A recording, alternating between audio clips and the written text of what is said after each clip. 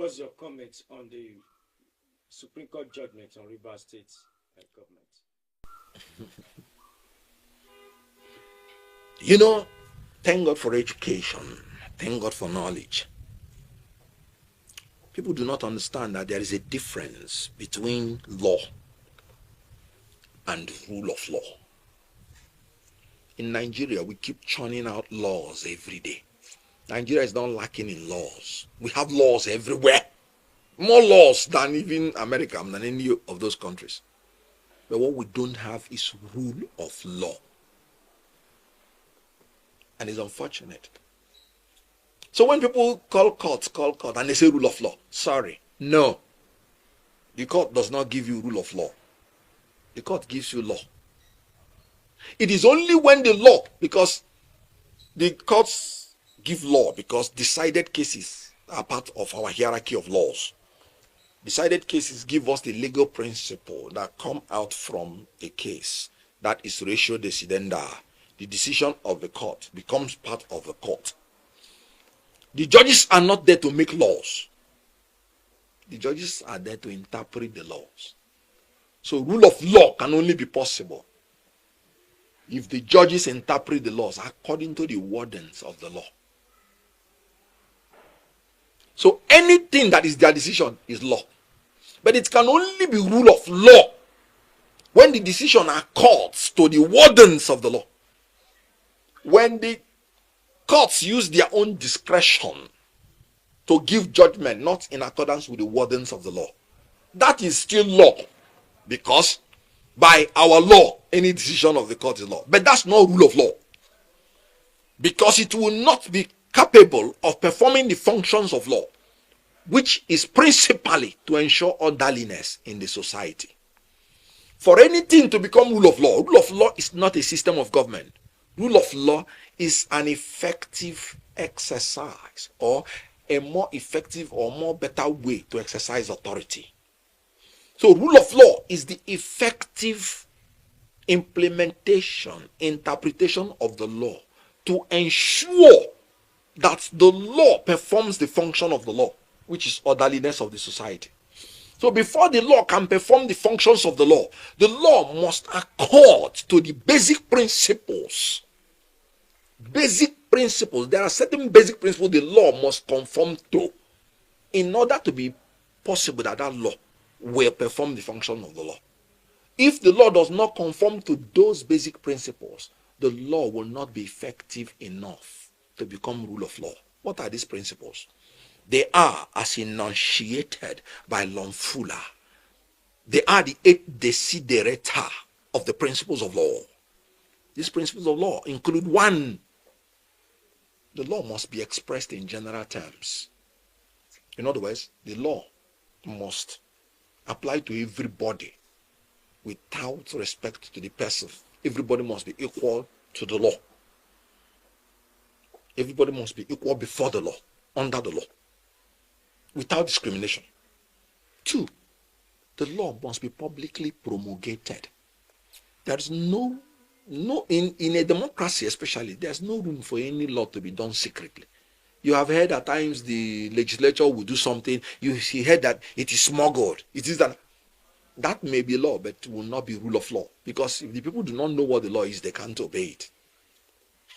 3, the law must be prospective. It cannot be retrospective, because you cannot command a man today to do something yesterday. It's impossible. So the law cannot be retroactive. It can only be prospective. 4, the law must be expressed in understandable terms. It must be clear. It must be unambiguous. 5, the law must be consistent with each other. Not coming to section 1 and say something, and coming to section 10 and say a contradictory thing. The Supreme Court must be consistent in their judgments, not giving a judgment in this case, and in another case they are contradicting themselves, because one of the principles of law that can make the law to achieve rule of law is that it must be consistent with each other.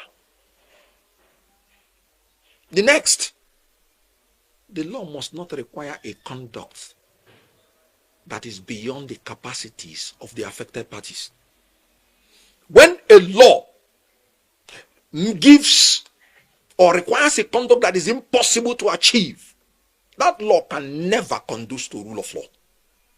Because we are human beings, we are limited. Then the law must be administered in accordance with the wordings of the law. I hope I've mentioned about 8 of them. The question now is, in all honesty, would you say that the Supreme Court judgments have been consistent with each other? My respectful answer is, I don't think so. The Supreme Court that said that the Plateau State House of Assembly is properly constituted by 6 members because the remaining of the other members have defected, is still the same Supreme Court I'm hearing saying that it is an absurdity that a governor presented a budget before a 4-man House of Assembly when it was obvious that the other 27 have defected. The law is there by the Supreme Court. And if law are not consistent, they said it will be difficult for that law to perform the functions of law, which is bringing orderliness in the society. The other principle, the last one, which is the 8th one, is that the law should not be changed so regularly to make the subject not to be able to rely on them. You know, you have a law today. Tomorrow you say you have another law. Next tomorrow you say you have another law. That means when I sit down to plan what I will do tomorrow, I won't know what the position of the law is. So one of the 8, which is the final one, is that the law should be constant. The law should be constant, at least over a long time. So they even say that Wike at a certain point had 6 members of the House of Assembly. I'm not aware any court of law said it was an absurdity. You have to apply the law equally to everybody. You don't have to be changing the law every day. The law will not contradict each other.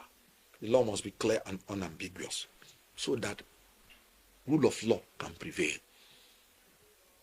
So the reason we have too many laws in Nigeria and we are not orderly in Nigeria is because we don't have rule of law. And that confusion permeates all the arms of government, the legislature, the executive, and the judiciary. So my reaction to the Supreme Court judgment is, first of all, the position of the law is that the Supreme Court judgment is final and should be obeyed by every person and authority in Nigeria. That is the law. So I am not in anywhere in this interview advocating that the Supreme Court judgment should not be obeyed. No. But we are trained as a lawyer. You can agree or disagree and put your points over respectfully. Now, the summary of the judgment is that the governor ought not to have presented the Appropriation Act to the 4 members, but ought to have presented it to the 27 members. Then, that's the election conducted by this Rivers State Independent Electoral Commission. The local government election is invalid. This is the ratio from what I gathered. So, what it means is that the Rivers State Independent Electoral Commission should go and organize another election. That's just what it means. So I heard some people throwing the arguments that there was one extension by the legislature extending the tenure of the former local government chairman, extending. What did I say about rule of law? That was a legislative exercise of an executive function, and that is illegal. That's treasonable. What it is, what they're saying is like the National Assembly have the right, when we are not in a state of war, to extend the tenure of Tinubu without election. That's what they're saying. Can you see how absurd that is? The court has even struck down that portion of the sum, if I can remember, as illegal. Because the legislature, you are saying you are for rule of law, and that's why I'm telling you that none of them is for rule of law. And you're saying that the legislature sat down and made law and excluded the River State people from electing their leaders in a democracy, and you say you want to continue. Why didn't you go to court to mandate the governor to organize? And it's not even the governor that organizes election. It's the River State Independent Electoral Commission. They are supposed to be independent. So why didn't you go to court to compel them to organize election? But you went to, and you say they have extended your tenure. No. When your tenure finishes, you hand over. If there is no elected person to hand over, then you hand over to the highest civil servant in that office to take charge until an election is done. You cannot replace an illegality with another illegality. I remember saying that I am not in support of Fubara then choosing a caretaker committee because it will be illegal. That the River State Independent Electoral Commission must organize an election.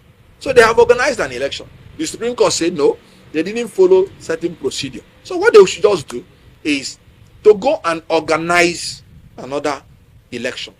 And then those things the Supreme Court pointed out, they will now make amends to it. And then the River State will have the people of their choice governing them. So saying that the legislature extended the tenure of the guy is treasonable. Because elected people who have tenure, now I'm telling you, another elected people who have tenure, they are extending their tenure. No, if that law is allowed to stand, what it means is that the legislature can sit down and say that they are extending their own tenure and that they can no longer leave when their own tenure is over. So they will stay put. Because you are setting a precedent. And like I told you about principles of law, when you establish a law, it has to be constant. It has to be consistent with one another. So that, for me, is a legal blasphemy. There is nothing like extension of tenure. The former local government chairman, their tenure ended, expired, and has ended. So what the River State Independent Electoral Commission should do is to go back, conduct a fresh election, and have the local government chairman installed by democracy. Now, the other part of it is saying that something should be represented. Well, they will sit down and look at the details of the Supreme Court judgment and obey it. But the issue of the defection has not been treated by the Supreme Court. You can't infer. Courts and their decisions are done on issue by issue basis. If I recall, when they went to Omotosho, because that was where the case started, the issue was the appropriation bill, the appropriation law, whether it was legal to be presented to 4 members or 27 members. And the court said it shouldn't have been presented with 4 members. Of course, I disagree with the judgment, citing the earlier Supreme Court judgment of the Plateau State and citing the fact that laws should not contradict each other, should be consistent with one another. That's what you call judicial precedent. And citing the principle of law that will make it to be able to perform the function of law, a law should be constant. I disagree with the judgment. But that does not mean that the 27 members have retained their seat, because the law is very clear. When you defect, you lose your seat. Section 109, 1G. And these lawmakers defected, swore an affidavit that they have defected. Affidavit is one of the greatest instruments of law, because you swore You can go to jail if you come and admit that you lied, because that's perjury. It's there in the court. The mere idea that they are denying that they did not defect meant an admission that they now realize that defection meant they are losing their seat. Courts check all these things. So the mere idea that they are denying they did not defect is a conclusive evidence that they know that when you defect, you lose your seat. So they have defected and they have lost their seat by law. And the court needed not to give an order before the defection is complete, because the court was not mentioned in that procedure that their seat will be vacant. So in my own opinion, in the eyes of the law, they are not members of the Rivers State House of Assembly. And the Supreme Court has not ruled on that, to my knowledge. And as long as that has not been ruled on, there's still a sword of Damocles hanging over their neck. And if we are a people that respect rule of law, meaning implementing the law, effective exercise of the law, giving life to the law, so that the law will be able to perform its functions of orderliness in the society, maintaining social order, then they are no longer members of the Rivers State House of Assembly. And any court that rules otherwise has destroyed the fabrics of the principles of law, which will not conduce to orderliness in a society. So I plead with my judiciary learned jurists, because I'm a minister in the temple of justice, and I have the duty to uphold the rule of law, that when they are giving judgment, they should please look at these principles and give judgments that are consistent with one another, that is clear, unambiguous, that does not admit a conduct that is impossible. How can you tell, for instance, a governor, for instance, that 2024 budget he has to go and represent it? That's an impossibility, because you are commanding him today to do something yesterday. It's impossible. It's against the principle of law that brings orderliness in society. So I'm appealing to them, whenever they want to make any case law, they should look at the principles of law and make sure that their decision accords with these principles, so that it can engineer orderliness in society. We don't have order in Rivers State because we don't have rule of law. The courts are giving mixed signals and mixed messages, very ambiguous, that is difficult to understand. Why am I saying this? Are you giving an impression that when somebody defects, he still holds his seat? Are you giving a signal that if somebody defects and a governor is not acting with the remainder of the House of Assembly members, are you sending a signal the governor is wrong? These are mixed messages, because the laws are clear. So for now, we don't have rule of law in this country, because our laws are not according to the principles that will make it possible for the principles to achieve the functions of law, which the principle one is to maintain social order. But what's going on in Rivers State is unfortunate. Let me talk about the Wike angle, because when those people were rejoicing, I saw them and I was really very ashamed seeing that people are rejoicing that the statutory allocation meant for their state is being cut off. So their intention is not the welfare of the Rivers people, because they are the ones that will be affected. Their intention is, once it satisfies their quest for power and resources, if the Rivers people want to go and die, they can go and die. I was really ashamed, because this is like the woman who went to King Solomon and told King Solomon to divide the child. Let her take one part, let the other woman take one part, because it's not her child. She knows that the child will die. So if Rivers State dies, provided they get their own part of the cake, they don't mind. That's why they can unashamedly be rejoicing that the court said that statutory allocation will be denied their own people.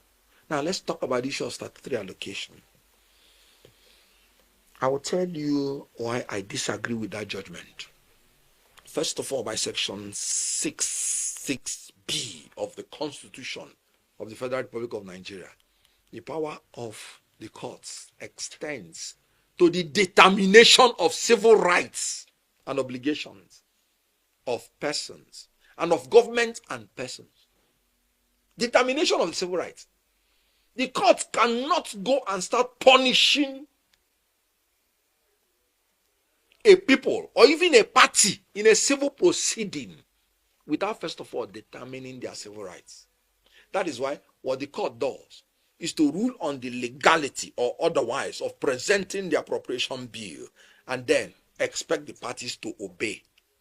It is when the parties do not obey that you go further in a procedure which we call the enforcement of judgment.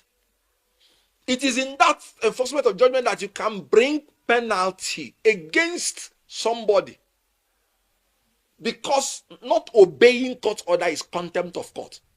You can't go and start punishing reverse people, punishing a governor that has not treated your judgment or order in contempt. What you as a court is supposed to do is to determine the civil rights and obligations of the governor, the legislature, as it regards the issues presented to you, and tell them, governor, this is what you should do, legislature, this is what you should do. It stops there. Then if the governor does not do it, that's when you will say the governor is contemptuous of the courts. And then when the other party now brings a procedure for contempt of court, that's when you can now punish whichever party that did not obey it. That has not been done. And inside your judgment, where you are supposed to determine the civil rights and obligation of the parties, you are including punishment that will even result in punishing the people.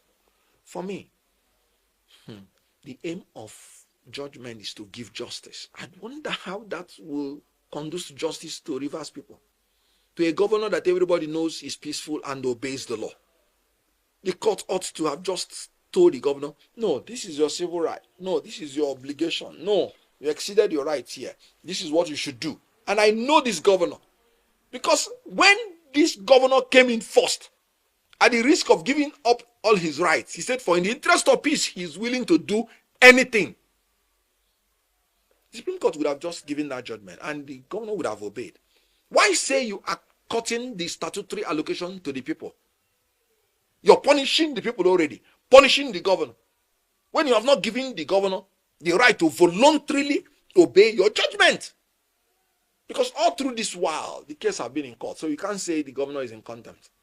This is the final court of the land. And unfortunately, the Supreme Court acted as if they were in a criminal proceeding, where they started attaching punishment to what ordinarily should be the determination of the civil rights and obligation of the parties. That is what section 6(b) of the Constitution said. If a government is quarreling with a person, or a person is quarreling with the government, they go to court. The court determines their civil rights and obligation, and they are expected to willingly obey the law. You don't attach punishment, because it's not a criminal proceeding. It is when they refuse to obey the law that you now begin to attach punishment, because contempt of the law is now an offense. How do you begin to punish reverse people? Punish the parties before you, withholding these things, without first of all giving them the opportunity to obey. Look, even in political issues, the court has recognized that the politicians have the right to settle their issues politically. And I give you an example. When Obasanjo was in power, there was a judgment the federal government got in favor of the federal government against the littoral states, where the government proved that their sovereignty does not extend beyond their land borders. Obasanjo knew it was going to be a problem, because some of the states, most of their resources come from offshore. Obasanjo opted, despite the decision of the Supreme Court. That's why I said law alone may not give you orderliness in society. So you have to go to the rule of law. Obasanjo went into negotiation, and they agreed on certain percentage that will be paid to those littoral states from the money that they get from offshore, Bayelsa principally. And some people still went to court and said, no, this was not the decision of the Supreme Court. The decision of the Supreme Court is simple. And Supreme Court said, no, this is a democracy. Politics is allowed. They can settle, politically. That if they settle politically, so be it. It happened in Nigeria. So why would the Supreme Court not give the parties even the option to know whether they can settle politically? You're destroying the fabrics of society, destroying the fabrics of orderliness. That is not the aim of law. The aim of law is for social order. So I expected the Supreme Court to simpliciter determine the civil rights and obligations of the parties before them. We've not had any precedent like this before. It's a recondite issue of law. So when they decide it, all the parties are expected to obey. It is when the parties do not obey that you begin to go to the next stage, which is enforcement of the law. That's when the Supreme Court would have now said, okay, you did not obey us, you're contemptuous of the court. We are now saying they will not do this for you, they will not do this for you. Even when the federal government, under this administration, by the Attorney General of the Federation, went to court, and they said they will be transmitting the money directly to the local government fund because of certain bureaucratic things that needed to be straightened out. Even if the government is not able to do it, it's going to a year. They got the judgment. And they are trying to sort it out. The federal government has not come out to say the governors are not obeying. The federal government said they are trying to sort it out. Are they in contempt of the court? Strictly, yes. But the court allows them because they know this is politics, this is administration, that they use their own methods to see whether they can sort themselves out. It is when they cannot sort themselves out that the party can go back to court and say, these people do not want to obey your law. Then that's when the court will now enforce the law. Why is the Rivers' own case different? No. I disagree with certain things about the judgment. But like I said, they are a final court.